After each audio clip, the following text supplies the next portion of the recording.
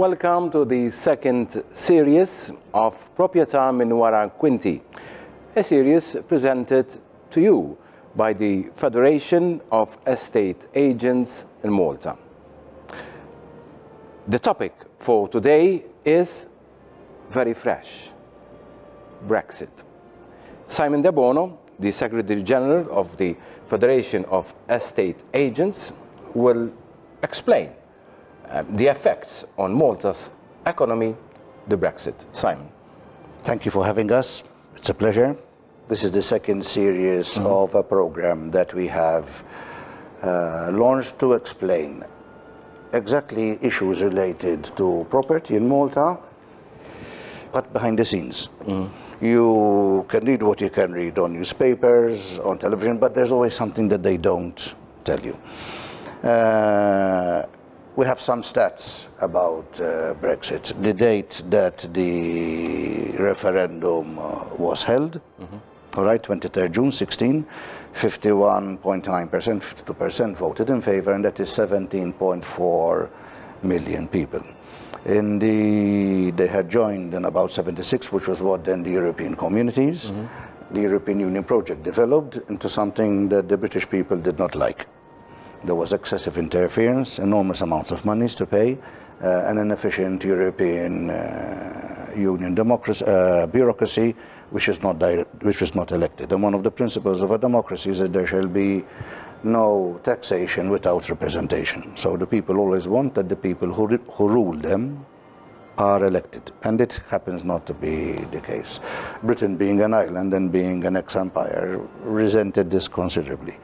In the 80s, we had the Labour Party and the trade unions advocating for the withdrawal from the European Union as it continued to develop from the EEC to the EU. So before it was just a trading bloc. In the 90s, we had the United Kingdom Independence Party, UKIP, which was explicit in what it wanted to do, and it garnered a lot of cross-party support, and it ended up in a referendum. They gave notice of when they are to invoke Article 50 on the 29th of March 2017, which is at 2-year notice, and it is going to come into effect on the same time in March in 2019. Less than a year. Less than a year. All right. There are negotiations that are not very successful. It is very clear the French acrimony towards the British, which is historical. I mean, these are countries that fought several wars with each other, and they're still doing it in jackets and suits in the comfort of Brussels. All right. So basically, nothing has changed. But then there comes the Maltese angle. The Maltese have always been friends of the British, through good times and through bad times, and some of the bad times were really, really bad. And we are going to go and expand a bit more on this relationship, on this bond, and how it now translates into how we can help the British with their issues with Brexit. Yes, we'll expand more on the Maltese angle regarding the Brexit after the break.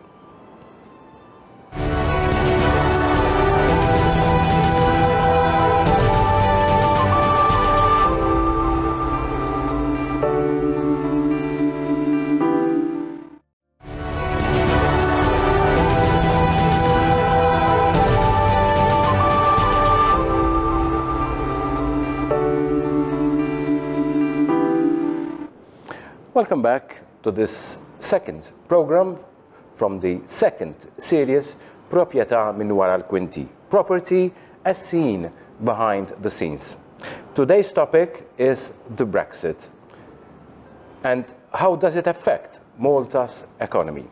Brexit will happen in less than a year. Simon De Bono, the Secretary General of the Federation of Estate Agency, will explain more about the effect on Malta's economy and property.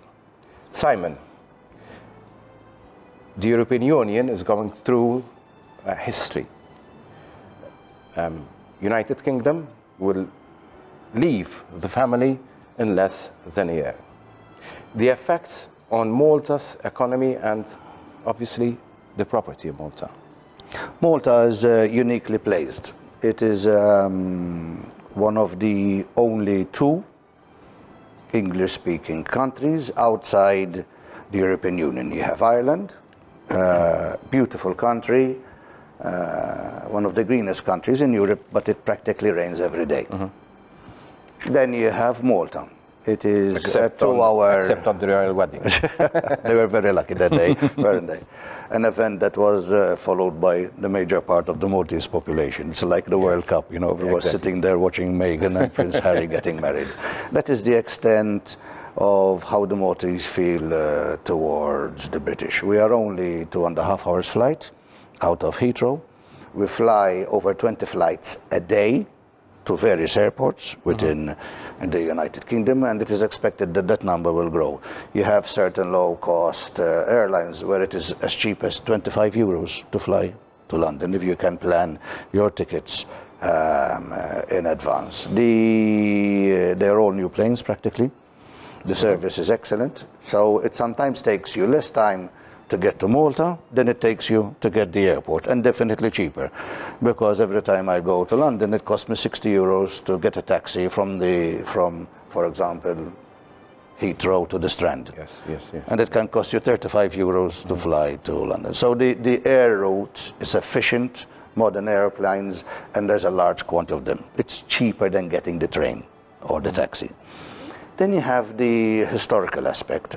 Malta fought 3 wars with the British, and unlike our brothers on the continent, we won all of them. All right, we had the war with Napoleon, who had invaded Malta and taken our fleet. We were actually a superpower at the time in the Mediterranean. The Maltese on their own, without British help, expelled the French after a siege. We did not have a navy, so we invited the British in Nelson, who was quartered with Lady Hamilton in Sicily, came over, and the island, an agreement was signed where he left his number 2, Sir Alexander Ball, as his second in command. The period where Malta was a protectorate of the United Kingdom, not a colony, was a very good period for both parties. A few small friction incidents. When Malta came to develop independence in 1964, we sat down like gentlemen over a cup of tea, discussed, agreed, signed a new constitution, and the person who was representing the royal family, when he was in the Grand Master's Palace about to sign the documentation, he turned round to the Prime Minister, Giorgio Borgia, and said, "You wouldn't care to change your mind, would you, old chap?" And this is the kind of relationship that we have always had with the British. In 1979, we asked them to give up the NATO bases they had on the country because Malta decided to become neutral and non-aligned. It was a geopolitical situation where the Americans, the Russians, the Libyans, it was going, and we said, you know, we do not want to be part of this nonsense. We just want to get on with life without interfering in all the madness that was going on. It has withstood the test of time. We eventually developed as a banking and financial services center. Brexit. But so you don't get better friends with the British than we do. Practically all Maltese speak English. In the commercial sector, it's translated in English. You could open a court case and ask to have your testimony heard in English, and everybody will understand. You could ask for contracts to be drafted in English, and they are legal. I have been to many, many countries where the contract can only be signed in their language. So you are signing on something you cannot read. I understand. And you are subjecting yourself to a third party who you don't know, and you're relying on his supposed integrity to make sure. And we hear horror stories. I mean, on a couple of English channels, there are programs called Homes for Hell. And you see every time what these people do to the British. And there is a reason why this happens. Because these are traditionally the enemies of the British. Spain, France, Germany, Portugal. These are countries they went to war with. All right? The British never had a war with the Maltese. Until this very day, the Queen Elizabeth spent the best times of her year, of her youth, in Malta, in a villa in Guardamanja. Right? And she was treated like one of us. So even she herself, when she was reminiscing about the best places in the world she has been, Malta topped the list, #1. So we are members of the Commonwealth.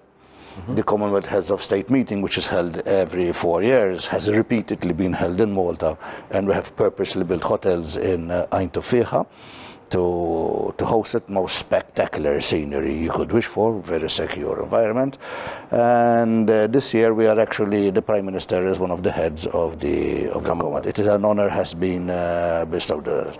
So we are small, friendly, extremely advanced economy, and in the second part of the series we shall go into detail what the advantages of doing business in Malta are. So we have, let's start with the climate. It does tend to rain a bit in the UK.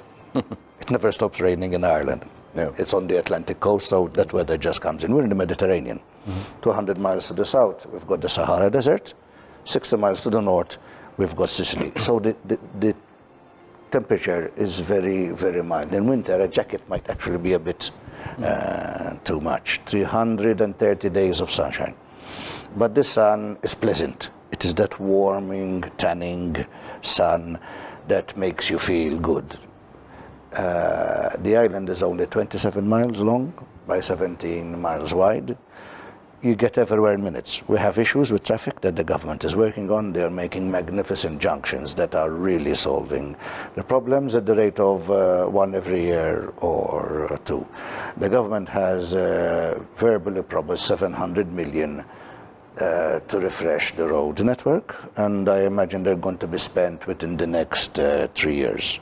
So there is an enormous investment in the upgrade of the physical infrastructure. Wherever you go in Malta, now fiber optic is a standard.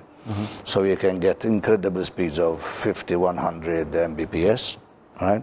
Which basically makes your Wi-Fi instantaneous anywhere. Wi-Fi connectivity is 100% all over the island by 3G, 4G, and now 5G. So the infrastructural elements that anybody would want to relocate over here, especially from the European Union, from the United Kingdom, already exist. It's not something that has to be recreated. Let's have a short break. We'll be back with the property as seen behind the scenes, proprjetà minn wara l-kwinti. The second part, today's topic, the Brexit.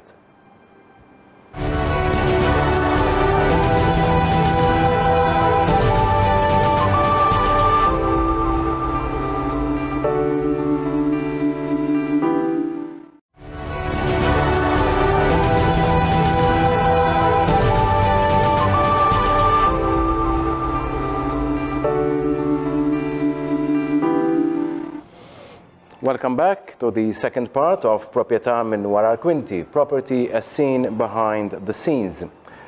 This series is presented to you by the Federation of Estate Agents in Malta. With us at the studio, Simon De Bono, the Secretary General of the Federation. Today's topic is the Brexit and how does it affect Malta. Simon, the effect on the employment sector in Malta and the freedom of movement of the British. Let's take a scenario where Brexit happens. It's going to happen in 10 months' time. And you have to see how you're going to continue to trade with the European Union. A lot of people within this discussion, especially in Europe, are giving the impression that this is a doomsday deadline and everything is going to change. In fact, it's not true. Nothing is going to change because all one has to do is set up a head office in Malta, in a friendly country with 330 days of sunshine, and operate as a Maltese company, so irrespective of who the shareholding is. Okay. Once you are a Maltese company, you are a legal persona within the European Union, and you can do trade with the European Union. Today, with the internet that we have, you could be operating out of the EU, and the invoice comes out from Malta, which is what Amazon does, eBay does. Right? So this is, we're not saying something new, this is something that they are already doing. These are American companies operating out of, for example, Luxembourg and Ireland. Right? So this business model, that just because you are outside the EU, everything has to stop, is absolutely not true. Okay. Okay. There are fiscal benefits. For a person who is trading outside of Malta, the corporate taxation is 35% at the moment. It's going down. There's a commitment to reduce the level of corporate taxation. Personal taxation was also 35, and it is being reduced as well. However, for people who trade outside of Malta, and trading with the European Union means you're going to be trading outside of Malta, from that 35%, you get a 30% rebate. Not to the company, but to the shareholders. Okay? And that is tax-free. So your effective corporate tax rate is 5%. In other words, it doesn't get better than this. And how did Malta get here? When we were negotiating our accession to the European Union in 2004 to 2006, all Europe was dominated by offshore.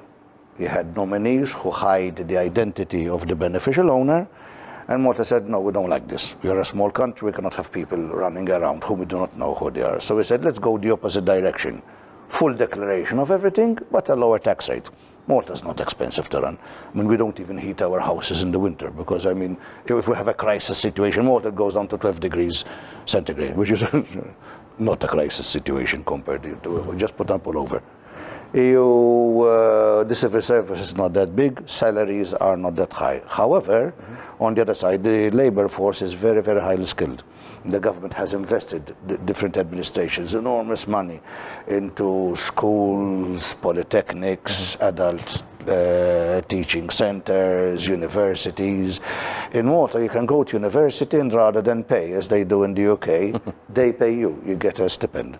So even if you are of a lower income group, you have the full opportunity available to you to qualify and become a professional. As the financial services industry and the gaming industry have developed, the skill set has also changed. You have excellent Maltese administrators, a building industry that is very focused and concerned in preparing offices in a very, very short period of time, and it is still affordable. You could buy a 140 square meter apartment, 3 bedrooms, for about 200,000 euros. Rental rates of offices start at about 140, 150 euros per square meter, fully equipped, ready to move into. If you do go to the most expensive areas, you could expect to pay above 200. But then in London, if you are working from Woodford Green, it is one price. If you want to work within the square mile of Westminster, you can understand you're going to pay much more. But it is still optimal value for money. At the immediate area of all office blocks, you have got a wide spread of restaurants and takeaways. So your staff just go downstairs, you got 100 meters to the left and 100 meters on the right, you could find 30, 40, 50 catering establishments. The public transport system is good and it is getting better. So a very, very small amount of money, which is about €1 or €1.50 a day, you could get a return ticket, and the season ticket costs even less. So the need to actually own a car here is limited by what you want to do with the car, because the public transport system is enough. In most instances, you tend to get people moving in to live within walking distance of their office. So you don't even need public transport. We'll go to food. We are a Mediterranean country and we have Mediterranean food. So we have crispy, absolutely delicious vegetables, the same with the meats. The Mediterranean Sea is unpolluted and it provides us with some of the best fish you could possibly wish. The time from catch to table, or slaughter to table, is very, very small, because basically it's just 1 or 2 miles it has to travel. So the level of freshness you find is there. The health authorities are pathological. They're like the Gestapo of food hygiene. They will come and check and swab. So we very rarely hear of something went wrong. And if there is an establishment, there's something stupid, the first thing they do is shut it down. There's no reprieve. All right. So we have hygiene standards that are superior even to the European Union, because you still hear of E. coli and salmonella. This doesn't exist in Malta. And the food is tasty. I mean, you could actually eat stuff that's good for you without getting fat. I tend to do too much of the eating, so I'm a bit more ample than I should be. It's one of the defects of coming to the Mediterranean. But this is an effect of the good life. So in one day, you can literally go for a jog on the beach, go to work, go swimming or do tennis or horse riding or archery, what you do. Go to a theater and dine out every day, because it is still affordable. For example, a ribeye with salad and potatoes costs between 17 to 19 euros. In some countries, you can't even buy a hamburger for that price. Okay? So it is an extremely advanced and cosmopolitan country. Very friendly to the British. We all speak the language. We do our business in the English language. Our schools speak in the English language, both the government schools, what we call the public schools, and the private schools. They are of an extremely high educational language level, and there are certain schools that even do the international baccalaureate. I think there are 4 schools in Malta, so that the education level that they have will give you an international baccalaureate, which you can use freely around not just Europe but all the world. So we are plugged into the international economy. We are friendly. We are safe. Malta is the country where you can leave a pram outside the supermarket and go shopping inside and come back and still find the baby and the pram. This is the kind. And some people even still leave the locks inside their car. Last time I left my wallet on the dashboard. I had a meeting of about 4 hours, came back, and the car and the wallet was still there. So there are lots of pluses. The British are our friends. They have been so for hundreds of years. They are treated with the respect that is due to them. When times were tough and they went to war, they found the Maltese solidly behind them, and we went through the worst possible times. We have been honored with the George Cross by the King himself as a country of unparalleled valor. So when things were bad, the Maltese stood squarely behind the British, and we prevailed. Now, the British are going through a bit of a exciting time, nothing to do with the Second World War, and you can rest assured that the Maltese are there, 4 squares standing behind you. Simon De Bono, the Secretary General of the Federation of Estate Agents in Malta.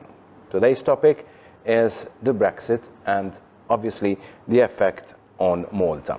Let's have a short break, then we conclude the program.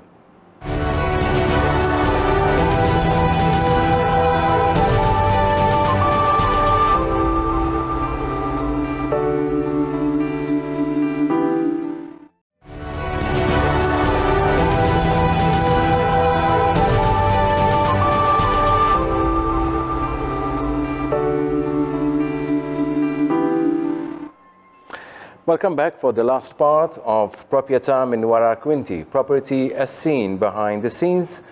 This is the second program from the second series presented to you by the Federation of Estate Agents. Today's topic is the Brexit. History in the making, Simon, for the European Union. In less than a year, United Kingdom will be out of the European Union, will leave the family. The tourism sector, the effect on the tourism sector in Malta from Britain, what is the effect? One, we have to define what Brexit in reality is. The UK is not leaving Europe. It is leaving the European Union. The European Union, which started as an experiment of the European Economic Community, was supposed to be a free trading bloc. It morphed into a political project. It has not undergone approval by referendum of the European peoples, and the British thought, you know, this is going a bit too far.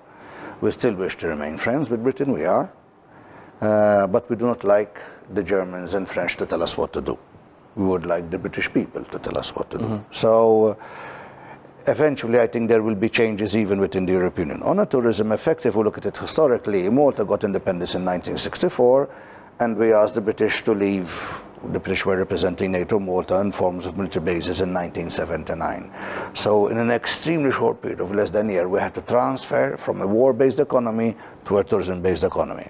The government gave land and financing by the Malta Development Corporation to the hoteliers. They built a large level of 4- and 5-star hotels, and the people who came back were actually the British seamen, Army people and Air Force people who came back with their families to holiday in Malta.